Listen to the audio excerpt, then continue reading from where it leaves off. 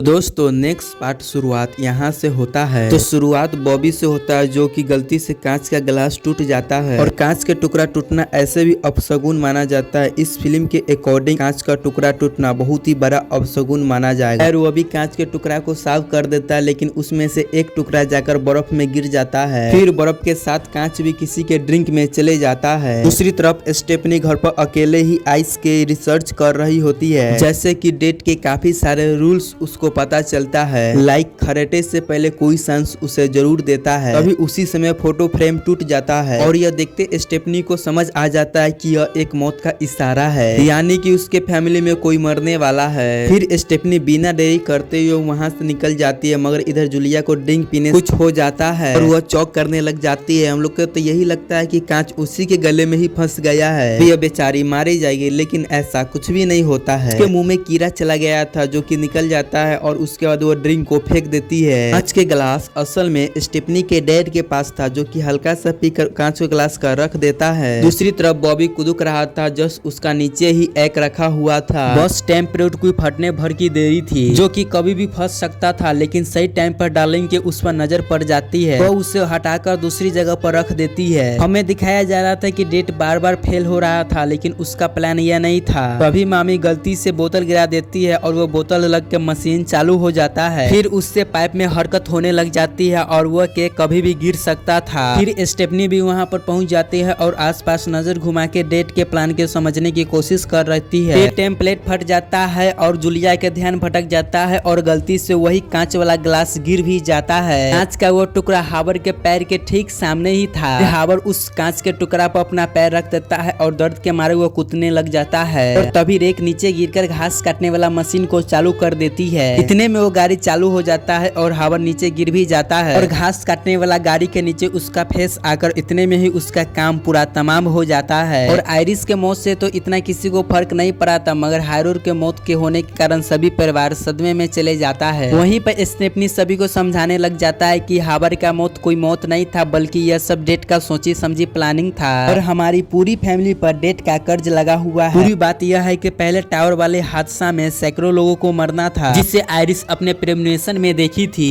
Iris ने इस हादसा को रोक कर बल्कि खुद को नहीं बल्कि सभी को फेट को बदल दिया और डेट के भी काम को खराब कर दिया, जिससे डेट को बिल्कुल भी पसंद नहीं था। फिर सभी लोग बच गए तो उनके बच्चे हुए और बच्चे के भी बच्चे हुए, जिन्हें की इस दुनिया में पैदा ही नहीं होना था, उसको तो पहले ही मर जाना चाहिए था। और डेट के नजर में यह सब धरती पर बोझ की नजर में है और इसे इस धरती पर रहना ही नहीं चाहिए था। इसीलिए वह पूरा प्रॉपर लाइन को ही खत्म करेगा पूरा ऑर्डर के साथ। लास्ट में वो आयरिस और बच्चा बचा हुआ था, वो सबको मारने के बाद आयरिस को ही मारना था, जिसे वो मार चुका है। फिर उसको फैमिली ट्री को डेट के अनुसार जो पहले आया है वो पहले ही जाएगा। इसीलिए वो आयरिस के बाद सबसे पहले हॉरोड को निपटाया और उसके बाद सबसे पहले बड़ा बेटा, उसके बाद जूलिया को, उसके बाद बॉबी के बाद डार्ली के बारी आएगी और उसके बाद स्टेफनी के बारी भी आ जाएगी। स्टेफनी बड़ी है तो सबसे पहले होता है कि स्टेफनी ही जाएगा, उसके बाद चार्ली। स्टेफनी के डैड और उसका मामी इस ब्लड लाइन के हिस्सा में नहीं है, इसीलिए वो सेफ है। उनको जब मरना होगा उस समय मर जाएगा, लेकिन इस लाइन में नहीं मरेगी। पहले डेट उसको मारेगा जिनका नाम डेट लिस्ट में पहले लिखा है। जब तक आयरिस जिंदा था तब तक उसका फैमिली भी सेफ था, लेकिन उसको मरने के बाद मॉल का मौत का सिलसिला चालू हो गया है। लेकिन स्टेफनी के थ्योरी सबको बहुत ही बेकार लग रहा था। बोलती है क्या बोल रही है, लगता है ये भी आयरिस की तरह पागल हो गई है। डार्लिंग तो स्टेफनी को समझाने लग जाते है कि बेटा तुम्हारे नानी अंधविश्वास के चक्कर में अपनी लाइफ खराब कर ली और तुम भी इस चक्कर में पड़कर अपना लाइफ मत खराब करो, वो सब सपने हैं और तुम उसको भूल जाओ। इस पर स्टेफनी कहती है आप तो रहने दीजिए, जब मुझे माँ की जरूरत था तो आपने ये कुछ किया ही नहीं, अब मुझे माँ की जरूरत नहीं तो अब तो अज्ञाता देने लगी है। इसके बाद हम हैरी को देखते हैं, जिस पर स्टेफनी मैसेज कर रही थी तुम ठीक हो, जिसको स्टेफनी को बहुत ज्यादा चिंता हो रही थी, ठीक हो या वगैरह वगैरह सब चीज मैसेज कर रही थी। उससे भी हैरी डैड के गुजर जाने के बाद बहुत ही ज्यादा दुखी था और वह सैड सॉन्ग सुन रहा था और डैड का नाम का टैटू भी उगवा रहा था। फिर स्पीकर के तेज साउंड से पुतला उतला गिरने लग जाता है, तभी उसमें से एक टुकड़ा टूट जाता है ग्लास का। और इस मूवी में ग्लास का क्या महत्व है यह तो आप लोग जानते ही होंगे। फिर हैरी टुकड़ों को उठाने जाता है, लेकिन एक ज्वलनशील पदार्थ गिर जाता है, तभी पंखे के चैन टूटकर उसके नाक वाला चैन में लग जाता है। इसी दौरान हैरी लटक जाता है और उसको लैंप टूट जाता है और लैंप से नीचे आग भी लग जाता है। फिर हैरी के बेड से पंखा गिर जाता है और वो सीधा आग में गिर जाता है। फिर सीन यहीं पर कट हो जाता है। फिर अगली सुबह स्टेनी को हैरी का चिंता होने लग जाता है, क्योंकि वो घर भी नहीं लौटा था और वो किसी का फोन भी नहीं उठा रहा था। अभी वो चार्ली के साथ वो शॉप की तरफ जाने लग जाता है। तभी वो रास्ते में हैरी मिल जाता है और वो बताता है कि कल रात शॉप में आग लग गया था और वो लेदर जैकेट पहना था, इसी कारण वो बच गया। तब बोलकर वो खुश होने लग जाता है। तभी उसके बगल में से एक ट्रक साइड से निकल जाता है। तब हैरी सोचने लग जाता है कि कल रात मौत उसे छूकर निकल गई और अभी बगल से ही निकल गई। तब वो स्टेफनी को बताने लगता है कि तुम्हारा प्रूफ सब फालतू है, मैं अभी नहीं मर सकता हूँ। और वो इधर फुल जोश में घूमने लग जाता है। स्टेफनी बेचारी उसे बार बार सतर्क रहने के लिए कहता रहता है कि मौत तो मजाक कर सकती है, लेकिन हम लोग मौत के साथ मजाक नहीं कर सकते हैं। वो कभी भी किधर भी तरीका से आ सकती है और इसीलिए उसको प्रोटेक्ट करने के लिए बोल रही होती है। दो बच्चे फुटबॉल खेल रहे होते हैं, वो उसे भी यहाँ से हटा देती है, जिस पर चार्ली को आश्चर्य होते है कि वो फुटबॉल से कैसे मर सकता है। फिर उस जगह पर एक ट्रक आ जाता है। स्टेफनी उस ट्रक से भी दूर रहने के लिए कहता है, लेकिन वो तो जाकर उस ट्रक पर चुम्मा लेने लग जाता है और कहता है यह ट्रक मेरा क्या बिगाड़ लेगा। और वाकई में हैरी को कुछ भी नहीं होता है और ट्रक वहाँ से वापस चले जाता है। तभी जूलिया वॉकिंग के लिए जाने लग जाती है। उसे फुटबॉल लगता है, वो कचरा के डिब्बा में गिरता है और उसे ट्रक के अंदर भी रख लेता है और ट्रक वाला वहाँ से जाने भी लग जाता है। यह देखकर तीनों ट्रक वाला के पीछे दौड़ने लग जाता है और वो ट्रक वाला के रुकने के लिए कह रहा होता है, लेकिन ट्रक वाला मोबाइल पर तो टेंडा खेल रहा था और उस पर ध्यान ही नहीं देता है।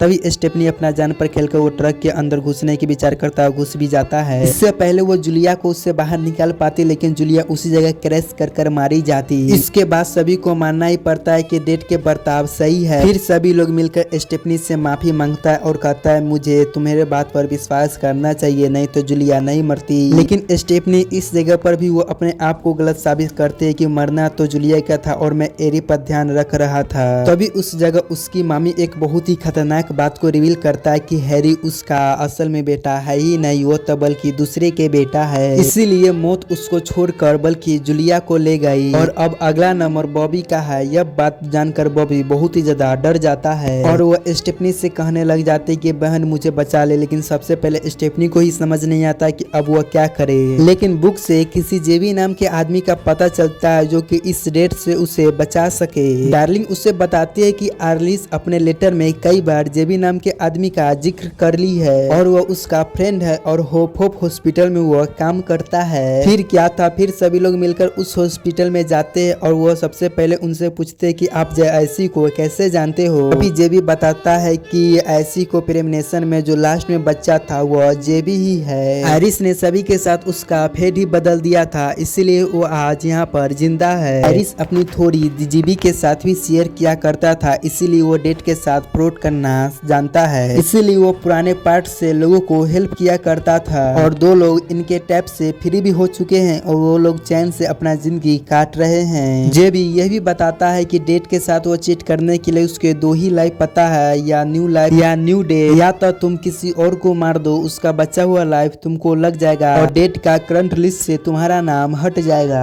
और न्यू लाइफ के मतलब है कि सेम लाइफ में मरकर दोबारा जिंदा होना और डेट तुमसे बहुत दिनों के लिए दूर ही हो जाएगा। वो बताता है कि किम्बर्ली नाम की लड़की ऐसे ही इस लाइफ से बाहर निकली थी। वो पानी में डूबकर मर गई थी, लेकिन डॉक्टर ने उसे CTR देकर फिर से जिंदा कर दी थी और इस तरह उसको एक न्यू लाइफ मिल गया और डेथ के लिस्ट से उसका नाम ही हट गया बहुत समय तक। और स्टेनी को पहले वाला बात सही नहीं लगता क्योंकि बॉबी किसी को मर्डर कर ही नहीं सकता और दूसरे वाले तो बहुत ही अनसक्सेस है। उसके बाद स्टेफनी तो अपना होप ही खो देती है कि अब वो कुछ भी नहीं हो सकता है। लेकिन बॉबी हैरी से कहता है कि तुम्हें एटलीस्ट दूसरा रास्ता ट्राई कर देखना ही चाहिए। फिर उसको अपना साथ ले जाता है और बॉबी को पीरियड से एलर्जी था तो अब उसको पीरियड्स वाला चीज खाकर उसको पहले मर जाना था। और फिर हैरी उसको पीरियड्स वाले दवाई देकर उसको तुरंत वापस ले आएगा। फिर क्या था, फिर उसको तुरंत वो बिस्कुट ले लेता है। तभी उसको वार्निंग का सीन को दिखाया जाता है कि अगला किसी का मौत उस मशीन के वजह से हो सकता है। तभी मशीन में कुछ गड़बड़ भी हो जाता है, कैंडी अंदर ही अटक जाता है। फिर गुस्से में आकर हैरी उस पर पंच मार देता है जिससे ग्लास चनक जाता है। फिर से एक निगेटिव साइन हो जाता है, लेकिन कैंडी निकालने में हैरी का ध्यान था। हैरी तो कैंडी के पीछे बावला सा हो गया था। फिर वो मशीन के पीछे जाकर उसको निकालने की कोशिश करने लग जाता है और वार्निंग साइन के साथ इग्नोर करते हुए और सामने से बॉबी मशीन टाइम को पकड़ा हुआ था जो कि कभी भी गिर सकता था, लेकिन ऐसा कुछ भी नहीं होता है और वो फाइनली कैंडी निकालने में सफलता पा लेता है। उसके बाद बॉबी को MR वाला रूम में जाकर छुपा देता है क्योंकि बाहर स्टेफनी और सभी लोग मिलकर उसको खोज रहे होते हैं। इसी दौरान MR वाला मशीन चालू हो जाता है और जिसमें हाई पावर के मैग्नेट लगा हुआ था और मैग्नेट के पावर धीरे धीरे बढ़ने लग जाता है। फिर बॉबी कहता है कि अगर भाई मेरा प्लान काम नहीं किया तो उस कछुए के ध्यान तुम ही रखना। फिर बॉबी कहता है कि अरे भाई तुम बच जाओगे और वो कछुए का ध्यान तुम ही रखना। और इसी के बाद बॉबी कैंडी खा लेता है, लेकिन पहले तो कुछ नहीं होता। फिर थोड़ी देर के बाद वो काम करने लग जाता है। फिर वो दर्द से पूरा छटपटाने लग जाता है और उसको बर्दाश्त नहीं होता है और वो इसीलिए उसको दवाई मांगने लग जाता है। लेकिन हैरी उसको दवाई देने से मना कर देता है क्योंकि यह प्लान का हिस्सा नहीं था और यह प्लान फेल हो जाता है। फिर इतने में मैग्नेट वाला पावर बहुत ही ज्यादा बढ़ जाता है और इतने में बॉबी का अंदर वाला सामान खींचने लग जाता है और MRI के मशीन के अंदर घुसकर फ्लोट होकर वो क्रश हो जाता है। इतने में वो बॉबी को हाथ दवाई लग जाता है और वो फोर्स कर को इंजेक्शन को रोक देता है और वो राहत के सांस लेने लग जाता है। लेकिन इतने में स्प्रिंग निकलकर सीधा